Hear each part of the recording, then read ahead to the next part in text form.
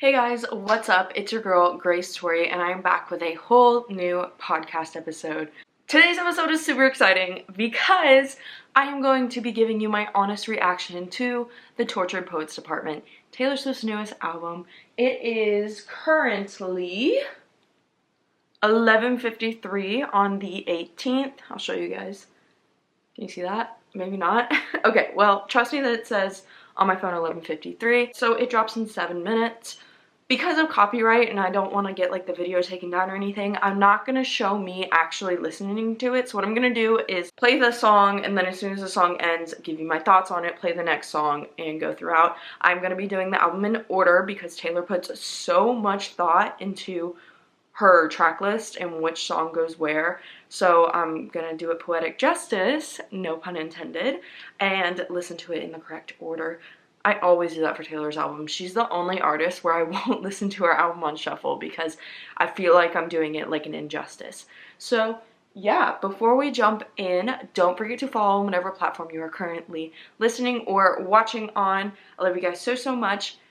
I'm so excited. I'm literally pulling an all-nighter to get this done, even though I work tomorrow. So you're welcome. Taylor's worth it. It's fine. And yeah, just a quick reminder before I jump in, I'm uploading this on Friday. There's going to be no Sunday episode because that is my birthday. So Taylor has gifted me with the new album for my birthday. So super exciting. Okay, that's it guys. We are ready to go ahead and jump on in. I'm Grace Tori and you're listening to That Girl the Podcast. Grab a beverage of choice and settle in because the new episode is starting now. Okay, it is 11:59. I'm typing it in 17 seconds. So the first song is Fortnight, which is her upcoming single, and it has Post Malone in it. If I had to guess, I'm going to say this is one of the ones that was written like a while ago, because she said she's been writing it for the past 2 years. I feel like most of these, like Florida, were written while she was on tour based on other things she said. But I feel like this was one of the ones that was written a while ago. Oh, it's midnight. Okay, we are ready to rumble. Okay, so I listened to Fortnight. First impressions, I feel like it's one of her songs similar to like Betty, where it's completely fiction. My voice is like shaking and I've got chills because I do this every time I listen to her new albums. But I think it's like a fictional story. It sounds like she's having an affair like with her neighbor, and she said like, your wife waters flowers, I want to kill her. I said, oh. And then she said, I love you, it's ruining my life. I said, oh no. But yeah, I do think this is one of her fictional stories. I love Posty's like production of songs. Like he has a vibe, and you hear one of his songs, you're like, I know it's a Posty song, if that makes sense. So I'm super excited that he is on this track because you can literally like tell from the beginning, oh, this is a Posty song. And I love, like I said, his way of producing like the music and how it sounds. So him and Taylor combining is a good vibe. I think it's a good song. It's definitely gonna be a good single, and I'm here for it. So on to song number 2, which is the Tortured Poets Department. BRB. Okay, wow, okay. It's definitely giving like 80s vibes, like 1989, but 80s, like even more 80s. I did not expect that. I was honestly expecting Folklore and Reputation kind of combined, like Folklore energy, but Reputation anger. So this is really shocking. When I first was listening to the first parts of the song, I was like, oh, this is a breakup song where she's like kind of being a little bit condescending, like, oh, you were this way and like I was better or whatever. But then like she starts talking more and I'm realizing this is a song about like two people who know that their relationship's toxic, but they're like, you know what, we're toxic together and that's just how we are, and if not, like if you and I aren't together, there's no one else out there for me. Like you're the only one who I fit with, even though this is an unhealthy relationship, and we like hurt each other, like there's no other person out there. And I've definitely been in that situation, so that one hit home. Ow. Again, lyrics stunning. Okay, we're gonna move on to the next song because I'm speechless. I want to get more of the vibes down before I give more opinions. But the next song is My Boy Only Breaks His Favorite Toys. Oh, this is one that I've been like super hyped for. So okay. Let me just BRB.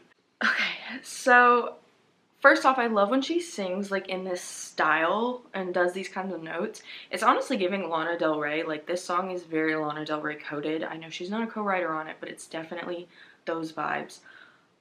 One thing about Taylor is the first time I listen to her songs, I get one impression of it, but then every time I listen to it, it's like I'm decoding it more and I get a different impression, stories change, and I feel that way about all of her music, whether it's been out for 15 years or literally 17 minutes. Like, I could listen to this 10 more times and I'm gonna pick up 10 different things.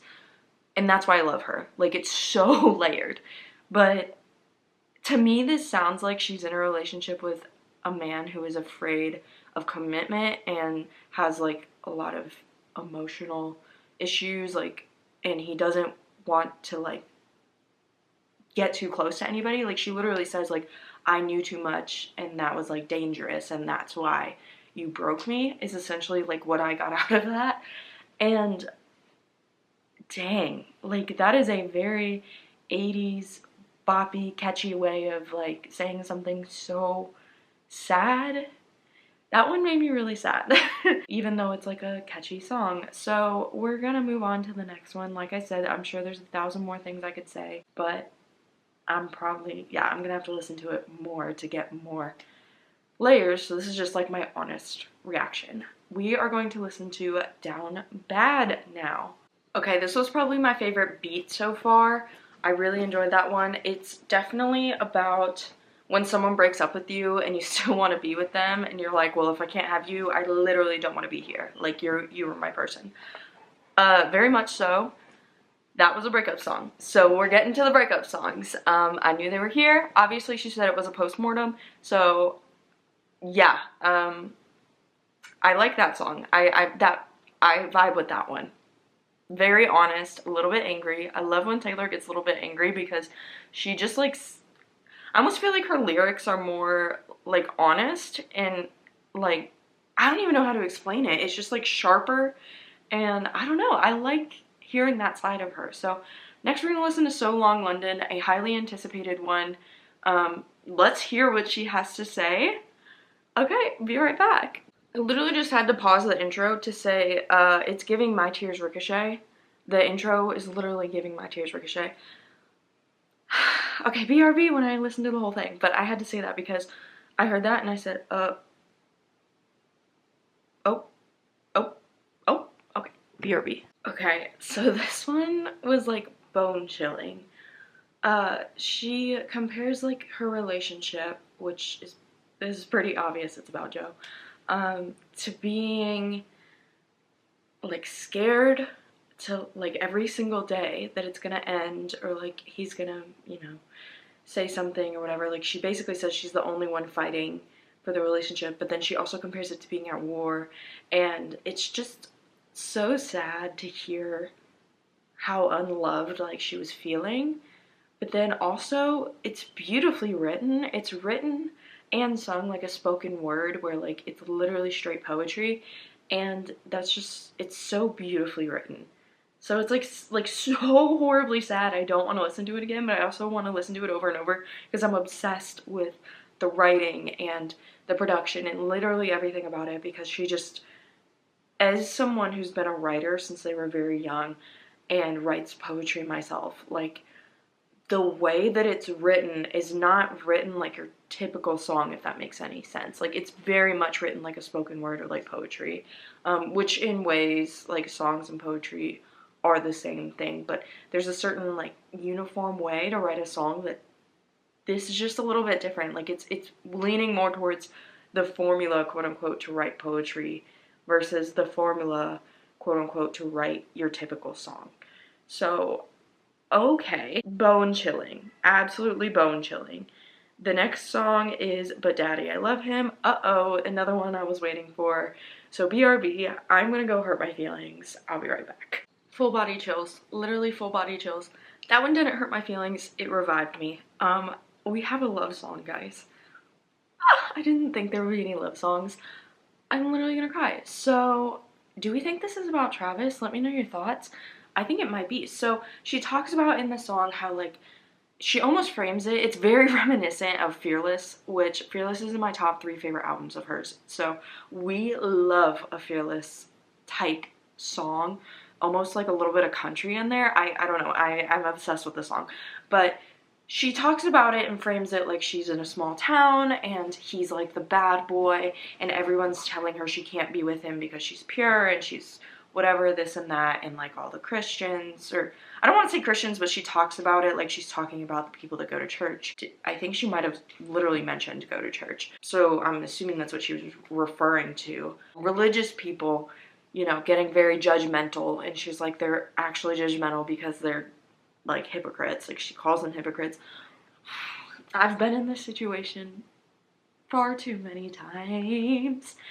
And I think it's a metaphor for everyone judging her, because all the time, whenever I see someone hating on her and gunning through her throat, every single time without fail, they have a Bible verse or something in their profile. And I don't want to come for like Christianity because I am a Christian, but I will say we do have quite a few hypocrites among the group, and it's not uncommon. It's actually a very well-known stereotype that when someone is very mean, especially on the internet, and they comment about famous people specifically, they usually have a Bible verse in their bio. Like that's like a stereotype. Anyway, all those people who, you know, the older people, whoever it is, all of the quote-unquote haters, I think are her metaphorical small town people that she's talking about, that tell her she shouldn't be with him and that like it's hurting her reputation and da da da, but then eventually everyone comes around.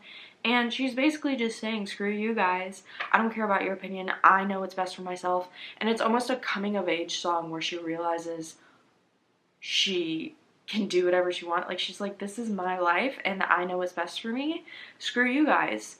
And that's like, oh, I just love it so much. I'm obsessed. This one is my favorite so far. The next one on the album is Fresh Out the Slammer. I think this is gonna be I'm like predicting right now, I think this is gonna be about being freshly single, if I had to guess, obviously. So let's see what it's about, what the vibes are. BRB.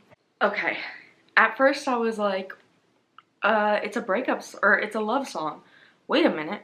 But then by the end I was like, wait, is it a breakup song? I don't know. I'm gonna have to listen to that one again because I'm like, this is me talking with my 12:45 sleep deprived brain. What just happened? Like that was the first one where I was like, what just happened? Because she's so good with words, but she's so good with words that sometimes she like it just goes over my head because I'm like, wait, what? Say that again. So I'm gonna need to listen to that one a few more times, but I'll do that later. I do like the song. I like the beats. Another catchy one. She does say some things that make me definitely think it's another one about Joe. Like, you say that I'm the girl of your American dreams. Yeah, we know. We know. We know. Miss Americana. We know. We know what that's about. So let's see what the next song is. Oh, it's Florida. I think Florida is about, after the Tampa show, obviously she was very upset at the Tampa show. It was when she found out that her and Joe were like actually over, allegedly, that's what we all think. And I think that it's pretty much been confirmed. So this has Florence and the Machine in it, but this is one I think she definitely wrote during tour, and I've been really excited for it. But I'm also like, are all of the theories true? So let's see what it's about, okay? BRB. I forgot to mention before that Florence and the Machine not only wrote part of the song, but she was featured on it as well. So I'm a little biased here because I'm originally from Florida. So when I visit Florida, it's like, oh, I'm going home. Like, I don't have the same vibes as everybody else. Like, yay, Florida. But this song is very much about running away from your problems, which heard that, can respect it. It's not my favorite because, like, I don't get those, like, warm and fuzzy feelings when I go to Florida. But I do get it. Oh, I'm running away from my feeling, or my problems. I'm running away to Florida. Because so many people do that. Like, look at the pandemic and how many people literally just packed up and moved to Florida. Yeah. Not much to say about that one. I think it's pretty self-explanatory. Like I said, it's not my favorite. It's a good vibe. I'm here for it, but I'm a little biased, so that's why I'm like, eh. Yeah, I'm part of the small population of the entire planet that is from there and doesn't see it as a vacation. So, Let's move on to Guilty as Sin question mark. Okay, so this is another one that's giving a little bit of like Fearless vibes, not as much as the But Daddy I Love Him, but it's still giving those vibes and I like that. At first I was like, is she talking about infidelity? Like, was there some sort of cheating? But then after listening to it, I think that she's saying that is she moving on too fast? Literally I think this is about Travis and like how she has certain feelings and she's like, should I move on too fast, or am I moving on too fast if I come out like as public or whatever? Like, maybe it'll be too soon and like I'm gonna be absolutely, in her words, crucified, but it's gonna happen no matter what. So if I feel like, if these feelings are real, why not go for it? Again, these are all like my theories. It's not 100% confirmed, but that was like my first impression of what is happening. I like the vibes. I'm here for the vibes. Now, next song we are going to listen to is Who's Afraid of Little Old Me? And I'm excited. I'm excited for this one, so let's see what she's about. Okay, this one might be my second favorite, so much to unpack here. This is definitely about like how she's treated so horribly by everyone except for like outside of her fan base, and she's kind of like daydreaming about like, what if I retaliated? Like, what if I just like marched right down to your house and said like, who's afraid of little old me? Like, and you by the way, you should be. Like, she's like, I have the power to ruin your life. Like, she never said that, but that's the vibes, and it's kind of weirdly empowering. Like, that's facts. Like, she could do that, and she's like giving you like, you know, she could sue someone, and she's done it before. Like, she could, there's a lot of ways that she could come for people who come for her, but she doesn't. And it's like, yeah, she couldn't do that to everybody, but just so much to unpack. I feel like she's alluding to like the witchcraft allegations with like the whole talking about levitating, and then she also mentions like, I put narcotics in my songs. Do you guys remember where there was like a huge rumor going around that she puts like spells in her songs, or like some sort of satanic rituals in her songs, and that's why she's successful? I feel like that's what she's alluding to. There's just so much to unpack. I love this song. It's written very, very well. It's got a lot of layers to unpack, and that's why I like her song so much. I don't know how many times I can say that, but I do really enjoy this song. This next one is I Can Fix Him, No Really I Can. Another one that I really was excited for, so be right back. Another favorite. I like this one. It's like much shorter than the other ones, but it's got a little bit of like a Western vibe. She mentions Texas in it. I like it, okay? I really do. Another one. Like, there's so many different... Do you guys hear the rain? It's just started thunderstorming and it's kind of vibey. There's so many, I don't want to say genres because they're not fully genres. Like, it's not like she's fully genre shifting, but it's like she's leaning into different genres so much throughout this album. Usually it's very cohesive, and she's definitely experimenting with all kinds of things, which well, it's not even experimenting because she's done an album in so many different genres, but she's just kind of like mixing it all together, and I'm here for it. The next song is LOML. I've heard some theories about this one. I've heard that it is about Meredith, and so I'm excited to see if it is. I kind of want it to be, because then I have a relatable song about how much I love my pets, you know, by Taylor. So I would love a love song about my pets, written by Taylor herself, because they are my favorite little things on the planet. But let's see if that theory is right. I don't think I've been right so far, so we're gonna go ahead and jump in 1 second, guys. Okay, another breakup song.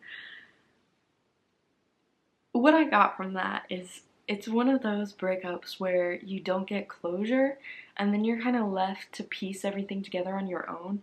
And she says multiple times like, well, then I guess everything was fake. Like, we talked about getting married and having babies. You called me the love of your life so many times. Like, was none of that real? I guess none of it was. And I mean, I think a lot of people have been in that relationship and it sucks. So like, I think this is a relatable song for a lot of people. And then at the end, she changes it from love of my life to loss of my life. Yeah, that hurt. that one really hurt. I think that she was really in the depths of going through the breakup, like in the grief part of it, like in the absolute horrible sadness portion of it where you just like feel hopeless. And that's so sad. So, yeah, next we're gonna do I Can Do It With a Broken Heart, another one that I was super excited to hear. So, yeah, we only have four left. So, let's see what this guy is about. I'll be right back. That's one of those songs that it's like a mic drop. Like everyone hears it and they're like, "Oh." Because I feel like she's talking about how she obviously was like going through the breakup and on the Eras tour, and she's like, no one even knew how absolutely miserable I was because I'm so good at what I do. And it's like, that's great, but that's awful. Like, I was dying inside. And it's just like a very, I don't know, almost comedic, like sarcastic take on it, but like in a serious way. I don't even know how to explain it. That one was just like, wow. I'm just sitting there and I'm like, wow, okay. Oh, oh, that's not good. Sis, that's not good. Oh no. Oh no. So yeah. Next is The Smallest Man Who Ever Lived. I feel like this one's gonna be a favorite for a lot of reasons. But let's listen to it. So I'll be right back. She called him out. No notes. That one hurt. We're moving on to the second to last song, The Alchemy. BRB. Okay, so that one was actually really cute. Like, it's giving like soulmate. Like, no matter if we break up or whatever happens, like, we're meant to be together. We can't deny that, and we'll be back when the timing's right, and the timing's right now. So, I don't know. Those were the vibes. It was very cute. I like it. I like it. So, we are on to the very last song on the album, which is Clara Bow. So, BRB. Let me see what this is all about. Okay, so it's kind of giving the Lucky One energy where she talks about being famous and how like you want to be famous but then no one talks about the bad side. But then the one thing I'm left with is like the end where she says that you look like Taylor Swift, you have something she never did, or an edge she never did. And that makes me wonder if it's hinting at something else. I mean, obviously she's saying like one day she's just gonna be a name and then they're gonna be looking for the next best thing because they always do. Like they start with Clara Bow, went to Stevie Nicks, Taylor Swift. But then I also, why did she end the album with that? That's the last line on the whole album. And that just makes me wonder. Like, I don't know. So that was the last song. Overall, beautiful, beautiful album. I'm gonna be listening to it tomorrow again, and then I'm probably gonna have a completely, like, all new opinions to add, but I'm gonna go ahead and get this up for you guys. Hey guys, it is Editing Grace here. It is 2:10 a.m. and she just dropped another second side to the album, second album, you know, whatever you want to call it. I did not record my reaction to those. I haven't listened to it yet, but what I'm going to do is, because one, this is long, two, I'm already pretty much done editing and that's when she dropped it, so I don't want to like completely start over because your girl has to be at work at 8 tomorrow. Anyway, what I'm going to do is, if you enjoyed this episode and you want me to do my reaction to part 2, then just comment down below and I will film that as well. I'm not going to be able to listen to it tomorrow anyway because my day is super busy, so that'll give you time to comment if you enjoyed this and you want to see the second half. So yeah, definitely just let me know down below, or if you're not on a platform where you're able to do that, DM me and let me know. Definitely comment your thoughts on all of it down below. Let me know if what I said is what you took away from it as well, or if you have a different thought, because I love to hear everybody's different opinions. Let me know what your favorite song is as well. I think mine is still But Daddy I Love Him, but a lot of them are very, very close, and I think it's like a very close running, and after I listen to it a few more times it may change. Thank you so much for watching this whole episode. I love you guys so, so much. Just to remind you again, I won't be posting on Sunday. The next episode will be on Wednesday. I typically upload every single Sunday and Wednesday, and I would love for you to join our community if you want to like, leave a comment if you can on this platform, rating and review. It really, really helps out the podcast. I want to hear from you and hear what you want to see, what you don't want to see, what you love, what you don't love. It means a lot to me. So I will see you guys in my next podcast episode. If you're watching this on the Friday it comes out, I hope you have a great Friday. If you're watching this on the any other day, I hope you have a great morning, afternoon, or night. And I'll see you guys in my next podcast episode. Bye guys. Love you.